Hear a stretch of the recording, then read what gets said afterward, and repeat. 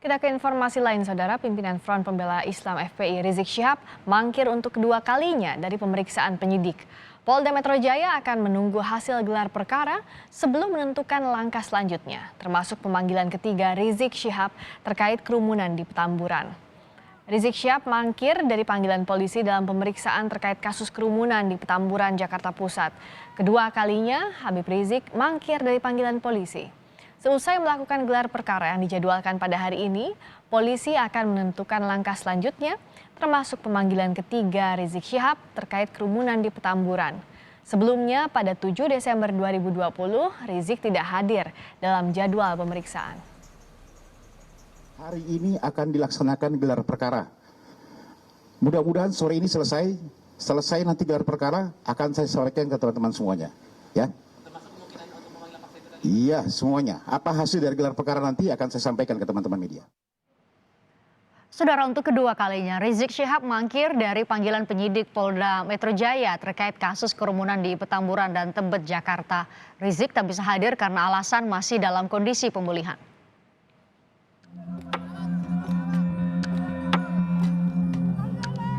Rizik Syihab mangkir dari panggilan polisi dalam pemeriksaan terkait kasus kerumunan di Petamburan dan Tebet, Jakarta.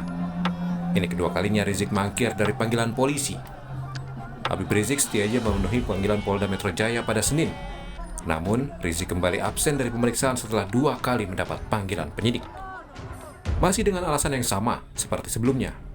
Pengacara FPI Aziz Yanuar menyampaikan Habib Rizik tidak dapat memenuhi panggilan polisi karena masih dalam pemulihan. Alasannya beliau sedang masih pemulihan sembari ada keperluan keluarga yang memang tadi malam sudah dilaksanakan, artinya beliau saat ini masih bersama dengan urusan keluarga demikian.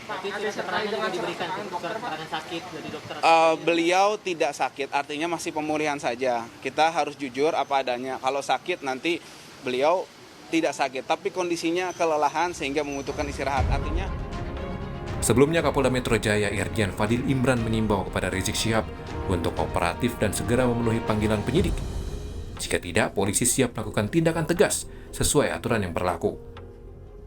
Pada kesempatan ini, kami menghimbau kepada saudara MRS agar mematuhi hukum, memenuhi panggilan penyidik dalam rangka pemeriksaan. Apabila saudara MRS tidak memenuhi panggilan, kami, tim penyidik, akan melakukan langkah-langkah penegakan hukum selanjutnya sesuai dengan ketentuan hukum yang berlaku. Dalam waktu dekat, penyidik siap melayangkan panggilan ketiga kepada Rizik Syihab. Jika masih mangkir, polisi akan melakukan tindakan jemput paksa kepada Rizik Syihab. Tim Liputan Kompas TV. Lalu kapan panggilan ketiga kepada Rizik Syihab akan dilayangkan oleh penyidik? Sudah ada jurnalis Kompas TV Tifal Solesa di Mapolda Metro Jaya. Tifal, apakah sudah ada informasi kira-kira kapan nanti penyidik akan melayangkan panggilan ketiga untuk Rizik Syihab? Masih menunggu hasil gelar perkara yang berlangsung hari ini di Direktorat Reserse Kriminal Umum Polda Metro Jaya. Itu penegasannya disampaikan beberapa kali oleh Kabid Humas Polda Metro Jaya, Kombes Pol Yusrionus, belum lama ini menjelang pukul 4 sore waktu Indonesia Barat kepada rekan-rekan media, termasuk kepada saya tadi, soal potensi untuk pemanggilannya, apakah akan dalam bentuk pemanggilan paksa atau panggilan ketiga berupa penjadwalan ulang atau semacamnya. Ini sekali lagi ditegaskan masih akan menunggu hasil atau proses gelar perkara yang masih terus berlangsung terkait dengan kasus kerumunan di Petamburan, Jakarta Pusat yang ujungnya diduga melanggar undang-undang kekarantinaan kesehatan atau melanggar protokol kesehatan di masa pandemi COVID-19 ini. Sebagai gambaran umum saja bahwa untuk proses gelar perkara ini menjadi langkah lanjutan yang diambil setelah pihak kepolisian atau dari pihak penyidik sudah melakukan pemeriksaan terhadap sejumlah saksi. Saat kemudian dari pihak penyidik memaparkan apa-apa saja keterangan dari para saksi yang sudah dilakukan pemeriksaan dalam beberapa waktu kebelakang, begitu nantinya akan dilakukan evaluasi dan juga supervisi untuk menentukan langkah hukum selanjutnya. perlu dicatat juga bahwa sampai dengan saat ini belum ada satupun tersangka yang ditetapkan dalam kasus kerumunan di Petamburan, Tanah Abang, Jakarta Pusat yang terjadi pada pertengahan November 2020 lalu.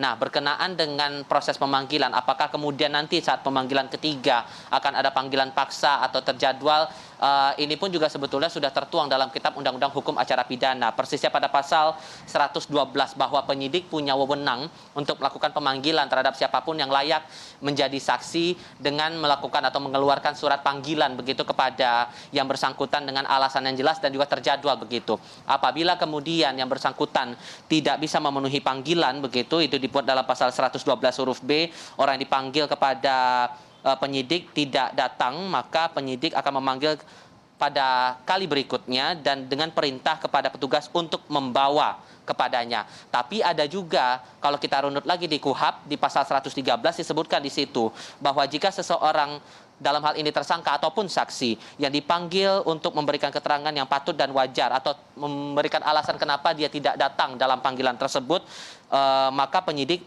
bisa datang ke tempat kediamannya. Nah, peluang-peluang ini masih akan menyesuaikan lagi dengan temuan apa atau keputusan apa yang akan diambil pihak penyidik Direktorat Reserse Kriminal Umum Polda Metro Jaya pada hari ini yang masih terus berlangsung. Janjinya kapan akan disampaikan hasil gelar perkara ini tentu akan menyesuaikan lagi dinamika di lapangan dan nanti akan kami sampaikan informasi lebih lanjut soal ini.